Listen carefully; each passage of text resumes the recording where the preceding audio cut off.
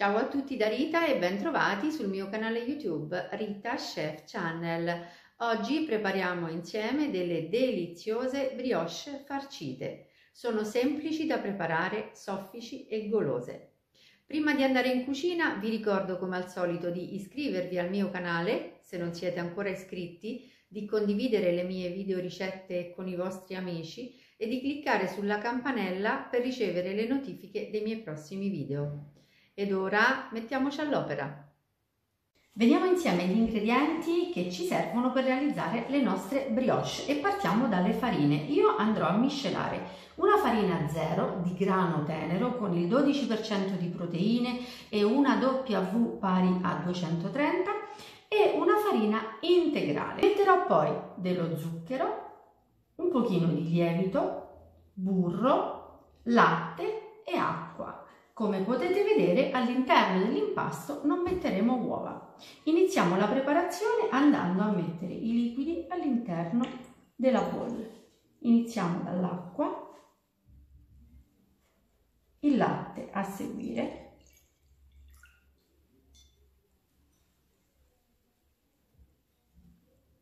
poi metto subito lo zucchero. Comincio così a miscelare e aggiungo il lievito di birra.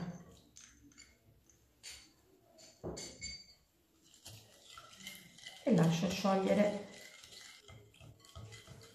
Ora mettiamo le farine, metto prima la 0 tutta.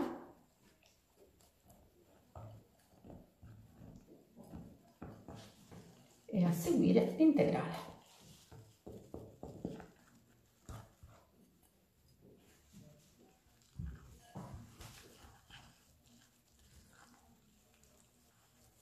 Io nelle brioche non aggiungo sale, chi di voi vorrà potrà aggiungerne qualche grammo. E in questa fase non aggiungo aromi perché quando poi faremo la sfogliatura andrò a sfogliare con burro e zucchero vanigliato. Chi di voi non vorrà utilizzare lo zucchero vanigliato potrà aggiungere un aroma, quello che preferisce, in questa fase di lavorazione.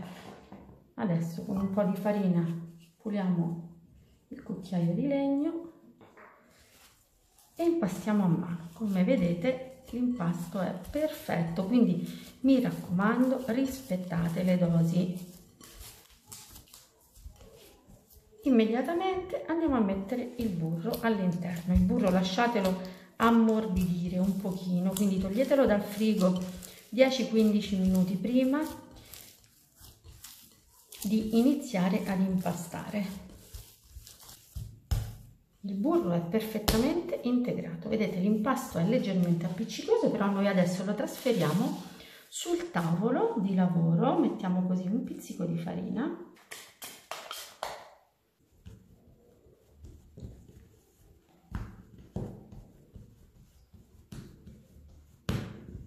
e piego.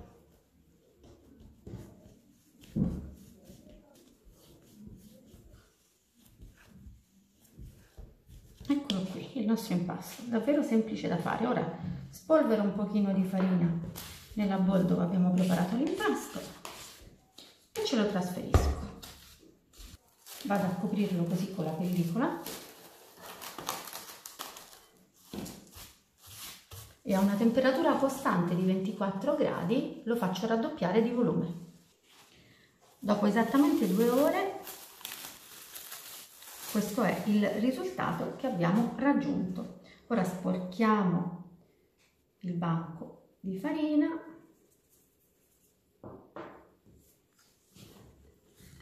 e rovesciamo il nostro impasto sul banco.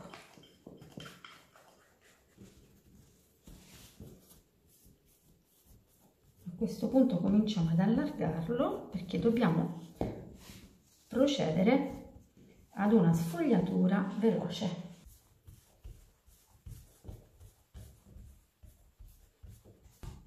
Io non ho usato neanche il mattarello, vedete, ho steso l'impasto a mano. Adesso vado a ritagliare l'impasto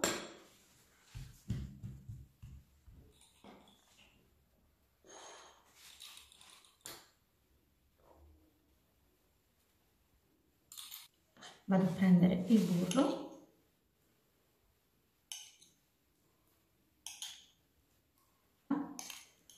lo metto così sul mio impasto e poi con il pennello andiamo a distribuirlo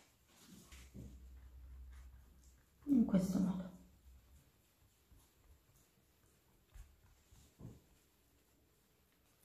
Assicuriamoci che il burro sia tutto ben distribuito, dopodiché io vado ad usare lo zucchero vanigliato. Potrete non usare zucchero vanigliato scegliendo di mettere un altro aroma e quello lo farete come vi ho specificato prima durante la prima fase dell'impasto. E a questo punto non dobbiamo fare altro che andare a sovrapporre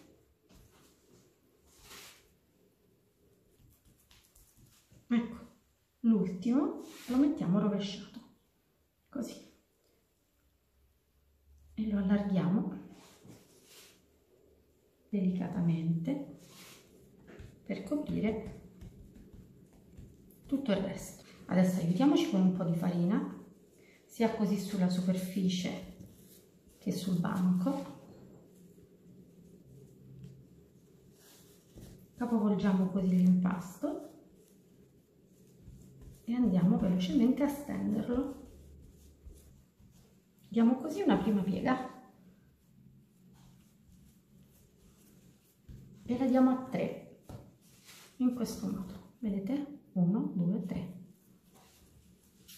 E con il mattarello andiamo a stenderlo un pochino di più. Fino adesso abbiamo lavorato con le mani e adesso ci aiutiamo con il mattarello. All'inizio picchiettiamo e poi facciamo un pochino più di pressione. Stendo come si fa per la pasta sfoglia normale, partendo dal centro verso l'alto e poi dal centro verso di me. Ecco qui la nostra sfogliatura veloce. Adesso vado a chiudere portando l'impasto a metà, porto anche quest'altro impasto così a metà, sigillo bene, lo chiudo così al libro, prendo un tagliere, lo infarino così appena appena, vado a posizionarci la mia pasta perché la sfogliatura è terminata. Quindi ora noi dobbiamo semplicemente chiudere così la pasta con la pellicola e fargli fare un riposo di 30-40 minuti in frigo. Questo sarà l'unico riposo del nostro impasto. La pasta ha riposato, risporchiamo di nuovo il banco perché dobbiamo stenderla e formare le brioche.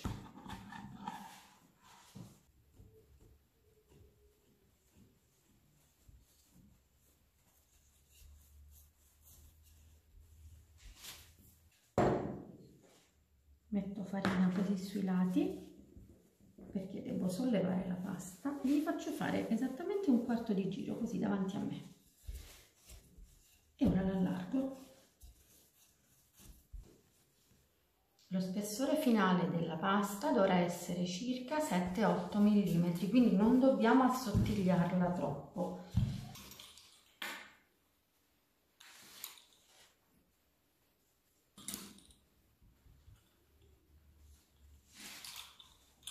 E ora taglio l'impasto a metà, creando quindi 2 rettangoli, e ognuno di questi rettangoli li taglierò così in 6 parti.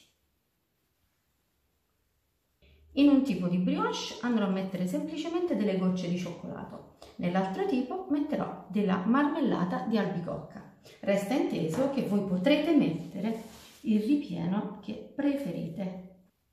Ecco, vedete? Una volta che le abbiamo messe dobbiamo semplicemente andare a girare su se stesso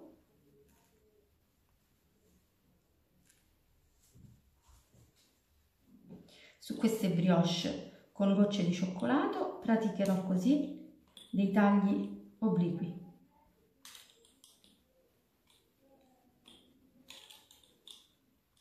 veramente niente di più semplice. E ora chiudiamo la brioche così.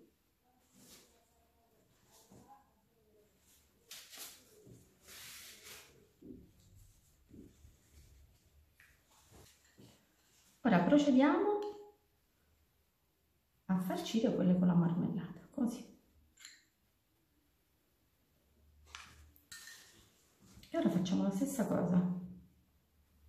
Chiudo così, me la avvicino per praticità, sigillo con una leggera pressione, però questa volta i tagli li faccio così, dritti dritti. E chiudo la brioche a fagottino, come fosse un portafoglio, vedete? Niente di più semplice, la prendo e me la appoggio in teglia e procedo allo stesso modo con tutte le altre. E anche l'ultima è pronta e va in teglia, vedete? Ora copro entrambe le teglie e lascio le brioche riposare per una trentina di minuti. Vedete le brioche come sono cresciute? Guardate qui con i ritagli, vi ricordate del rettangolo della sfoglia? Ci ho fatto 2 chioccioline perché mi dispiaceva comunque buttarle. Adesso ho preparato un tuorlo con 2 cucchiai di latte, vado ad emulsionarli e poi spennelleremo le brioche. Così.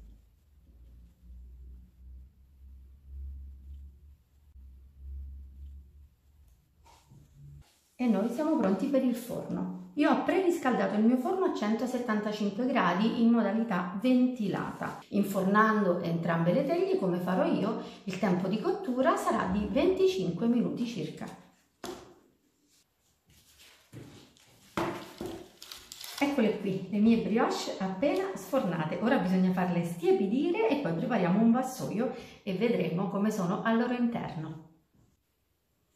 Ho messo le brioche sul vassoio, si sono stiepidite e adesso io vado ad illuminarle con un pizzico di zucchero a velo, sempre non coprente, mi raccomando, perché voglio far vedere sia la decorazione della brioche e sia la brillantezza che abbiamo ottenuto. Vedete come sono lucide e brillanti.